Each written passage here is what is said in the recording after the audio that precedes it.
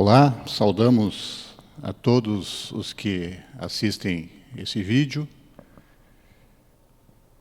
Mais um vídeo da difusão doutrinária da Sociedade Bezerra de Menezes. Meu nome é Oscar e o tema que nós vamos abordar é a humildade.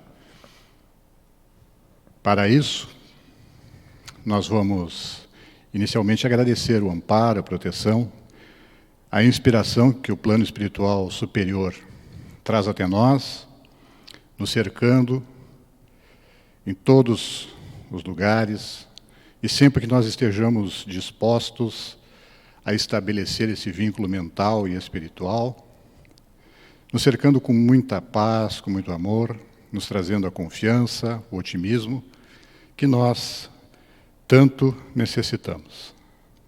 E é com este amparo, com essa proteção, contando com a inspiração, que nós iniciamos esta explanação. E assim seja. Neste mês de dezembro, que é o momento em que nós estamos gravando esse vídeo, nós temos uma série de exposições cujo tema central é o nosso Mestre Jesus. Como nós sabemos, no dia 25 de dezembro é a data em que se convenciona a comemorar o nascimento de Jesus. E, portanto, nós estamos tendo essa sequência de vídeos tendo como centro a figura desse mestre inigualável.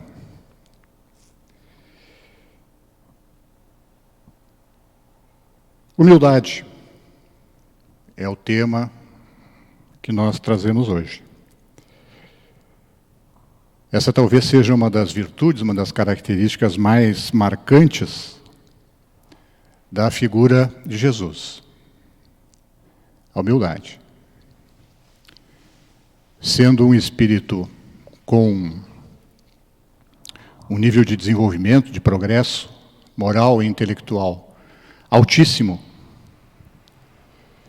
enquanto esteve encarnado entre nós, convivia com pessoas das mais variadas origens, das mais variadas situações, não excluía do seu convívio, a priori, ninguém. E nós vamos encontrar nos evangelhos, que são onde nós temos as narrativas da sua vida, nós temos episódios em que ele convive com pessoas que eram tidas em má conta na sociedade da época. Então estava lá o cobrador de impostos, estava lá a mulher acusada de adultério, as mulheres, por sinal, convivendo entre os discípulos, tendo posições de destaque, o que era raríssimo na época. Leprosos, um centurião romano, fariseus e a gente do povo, gente simples.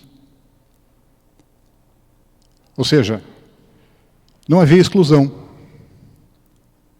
Como os pobres, os desvalidos na história da humanidade foram e continuam sendo a maioria, é natural que naquela multidão que seguia, que ouvia Jesus, eles também fossem a maioria. Mas Jesus não excluía ninguém, a priori. E muitas vezes também, ao se deparar com alguém que houvesse cometido um ato menos nobre, menos feliz, Jesus muitas vezes chamou atenção para o erro, mas sem condenar aquele que errou. E é interessante a gente ver que nessa sua jornada, nesse seu convívio, marcado pela simplicidade, marcado pela igualdade entre as pessoas, Jesus ensinava muito, pregava. Algumas das suas pregações, algumas das suas palavras estão registradas nos evangelhos. Talvez o mais conhecido e por muitos considerado talvez a mais essencial das suas falas, o Sermão da Montanha. E muitas vezes Jesus trazia prescrições, ou seja, indicativos de como proceder. Perdoar sempre, ser tolerante.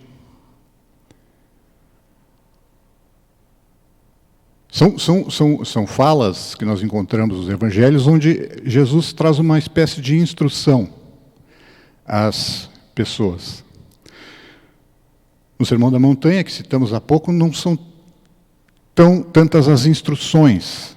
Nós temos mais marcadamente as chamadas bem-aventuranças, que são falas onde se coloca que o futuro será melhor, o futuro será mais brilhante, mais feliz para aqueles que se encontram numa situação que hoje podia parecer menos feliz.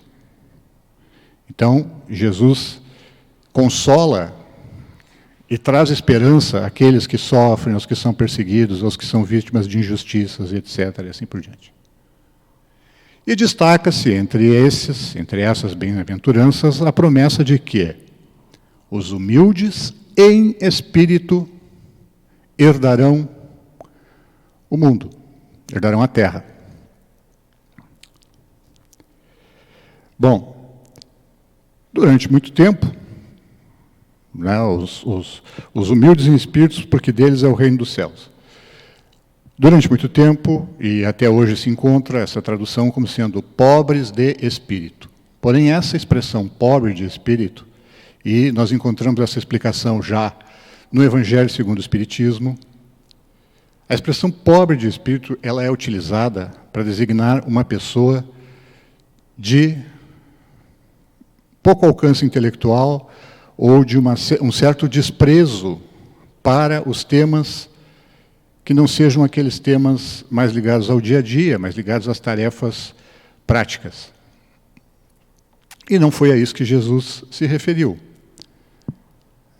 A tradução de preferência, que vem se utilizando principalmente no meio espírita de uns tempos para cá, é humildes em espírito, ou seja, aqueles que são essencialmente, intimamente e de forma autêntica humildes.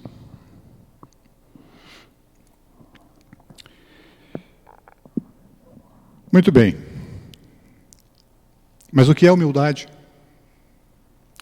Nós citamos tanto essa palavra, nós gostamos de exaltar quando nós supostamente encontramos a humildade, valorizamos a humildade, com certeza, mas o que é a humildade? Então, em uma consulta simples a um dicionário, nós encontramos uma definição.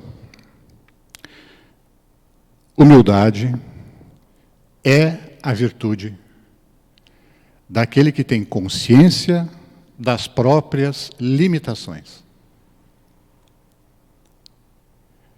Essa é uma definição de humildade que nos proporciona uma série de reflexões. Por ela nós vamos talvez entender por que a humildade não está entre as virtudes que Jesus exortava de uma forma mais direta. E sim, numa situação como no Sermão da Montanha, colocando uma promessa de um futuro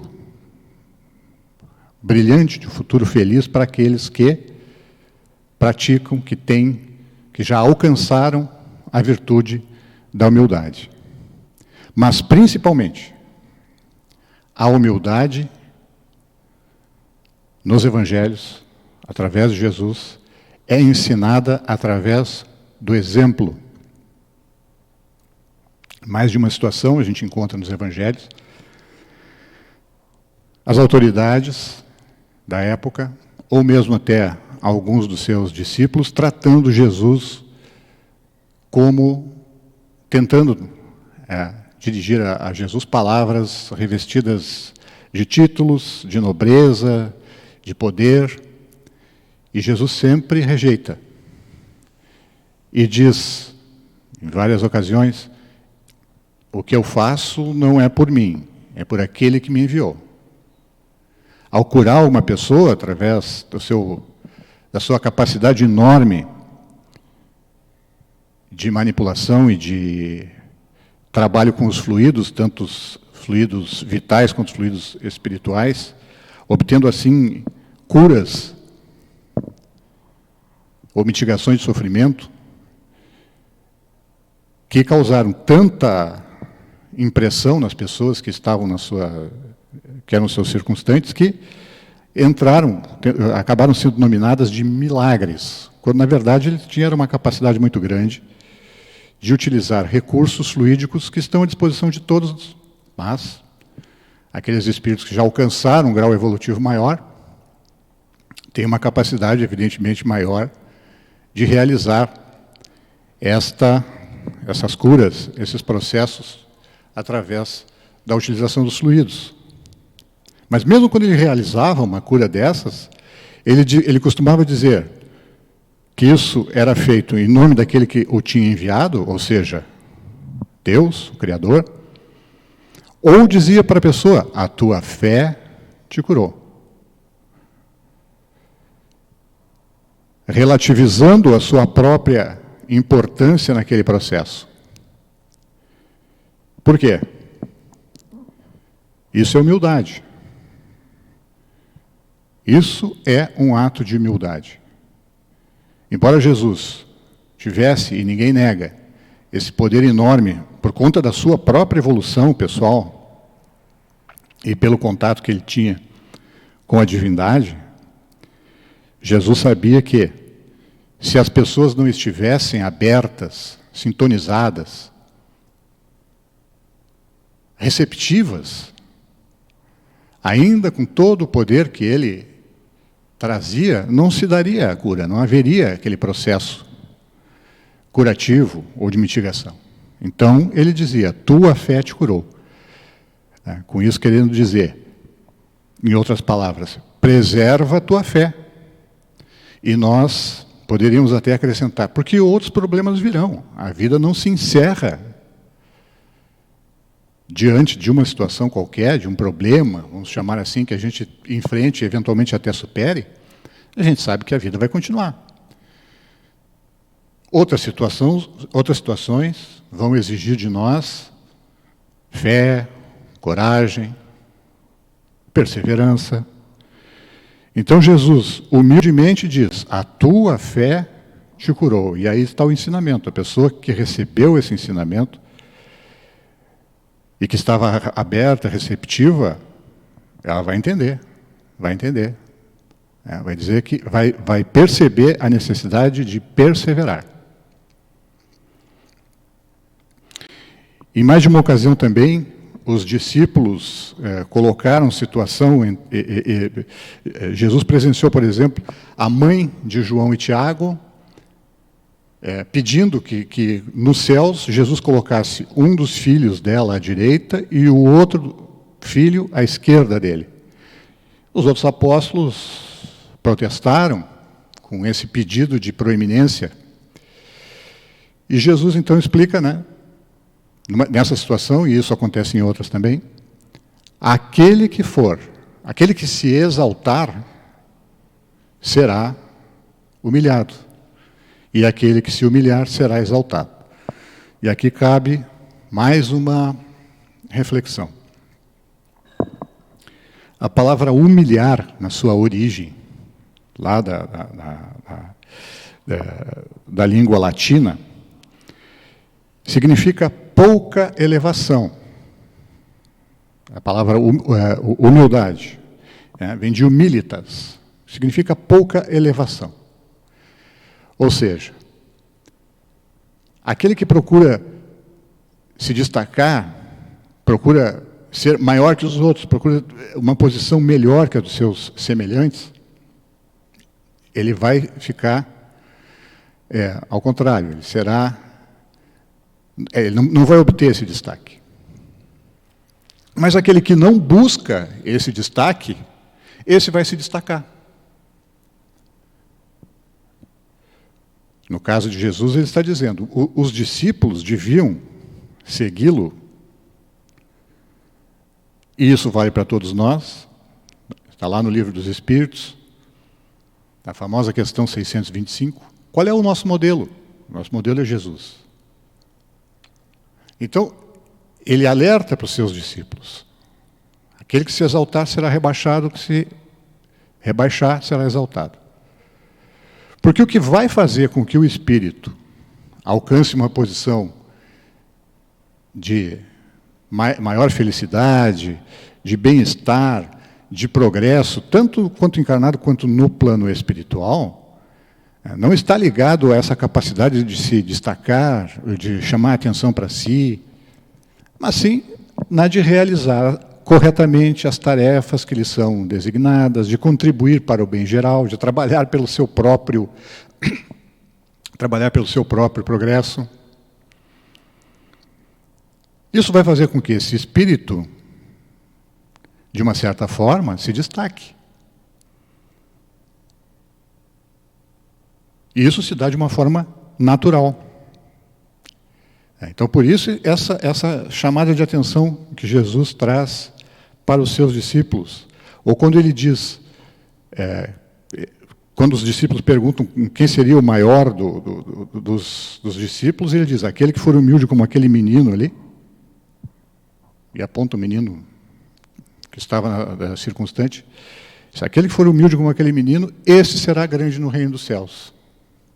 Às vezes os discípulos, os apóstolos, mesmo sendo espíritos de grande elevação, de grande progresso espiritual, eles pareciam não entender essas palavras. Essas palavras ficavam ecoando na mente, no espírito deles, né? E depois, posteriormente, acabaram,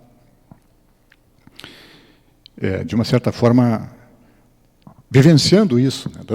dando mostras de que realmente acabaram compreendendo esses ensinamentos. Tem um momento muito interessante também, que a gente pode lembrar, quando Jesus manda os seus apóstolos, seus discípulos, a pregar por toda a região da Judéia e da Galiléia.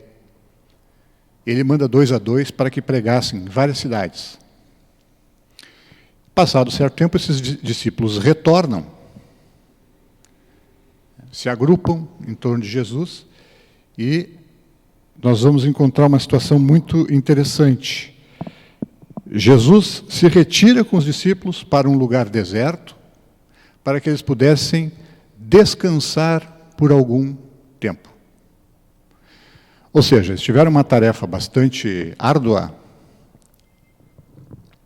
essa tarefa de sair a pé, enfrentando a rejeição das pessoas, enfrentando a dificuldade de trazer uma mensagem renovada e renovadora. Retornam e Jesus estabelece um período de descanso. Nós podemos até dizer algo parecido com um período de férias. Aí há o reconhecimento das limitações. Então, se nós seguirmos aquela definição de humildade como a consciência das limitações, Jesus sabia que os seus discípulos, que os seus apóstolos, tinham limitações e que precisavam se refazer, tanto física quanto energeticamente, daquela tarefa difícil a que tinham se dedicado. Por isso, um período de descanso. Talvez ele, e isso é uma mera especulação, não tivesse necessidade dessa pausa, mas ele sabia que os discípulos precisavam. Então, aqui há a consciência da limitação. E isso é humildade.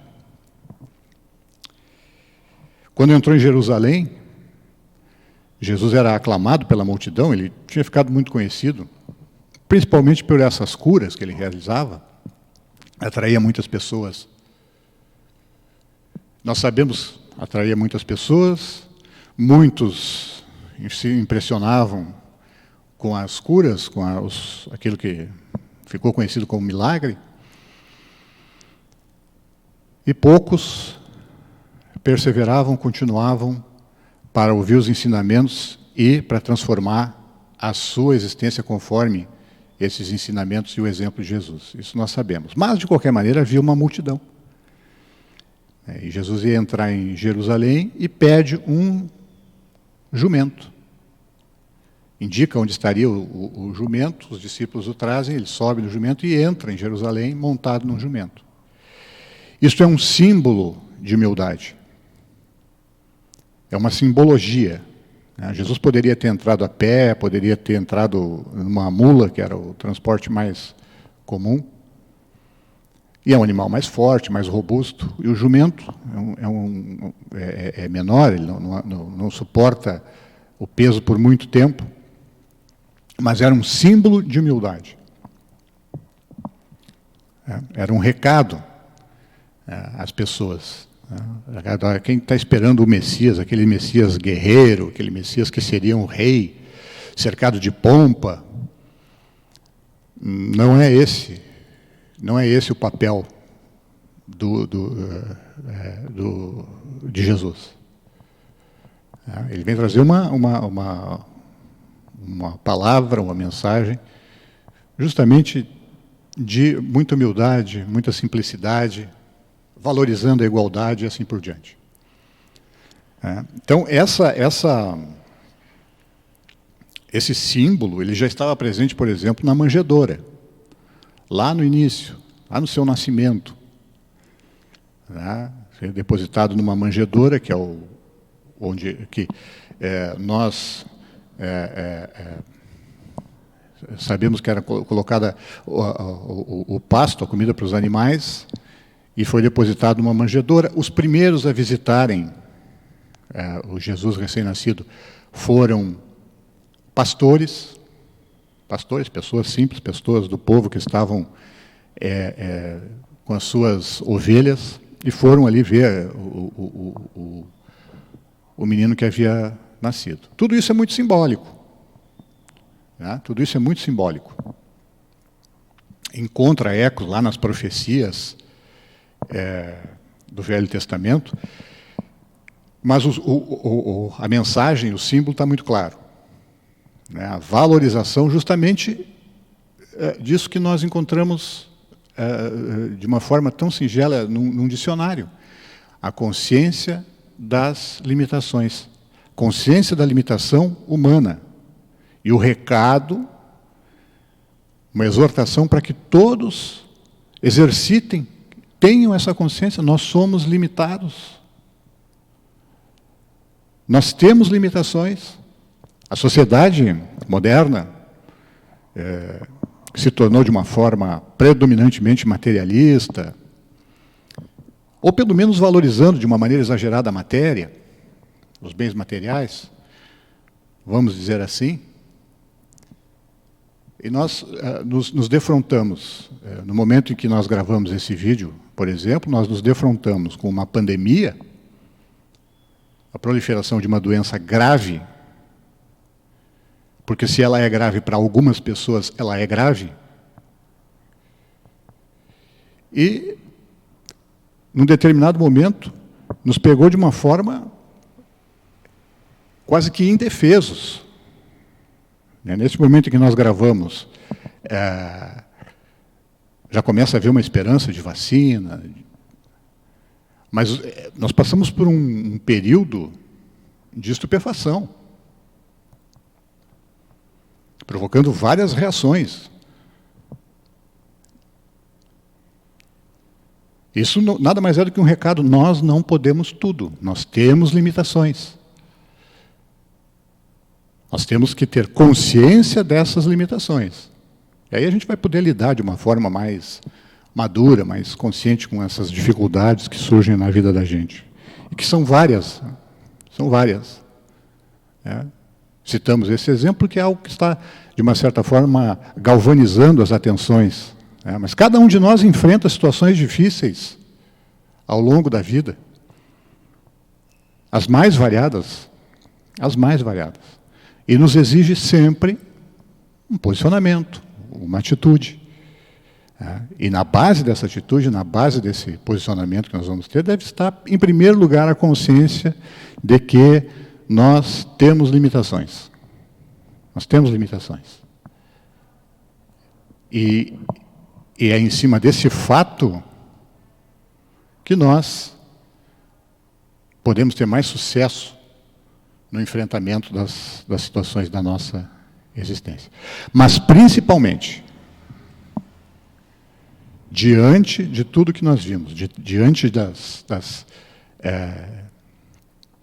situações que nós exemplificamos aqui através da figura de Jesus, nós precisamos ter consciência das nossas limitações, e isso nos leva a uma consequência inevitável.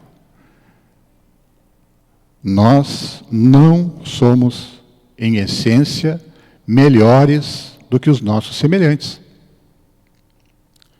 Em essência, aquilo que é verdadeiro, aquilo que é permanente, aquilo que transcende inclusive a vida material, nós somos iguais, nós somos espíritos. Então, essa consciência, esse fato, ele nos cobra uma posição de humildade. Nos cobra uma situação de entendimento, de tolerância, de perdão. Por outro lado, vamos pegar um outro exemplo, uma outra figura histórica. O filósofo Sócrates, todo mundo conhece essa frase, dizia: só sei que nada sei. Então, Sócrates, consciente das suas limitações, dizia aos seus discípulos: eu só sei que nada sei. Mas vamos atentar. Sócrates dizia isso ensinando e exemplificando. Ele não se pôs numa inércia, dizer: não, o fato é que eu não sei de nada, no fundo eu não sei de nada, e se fechar consigo mesmo diante dessa consciência de limitação. Não. Ele estava ensinando, ele estava compartilhando o pouco que ele sabia.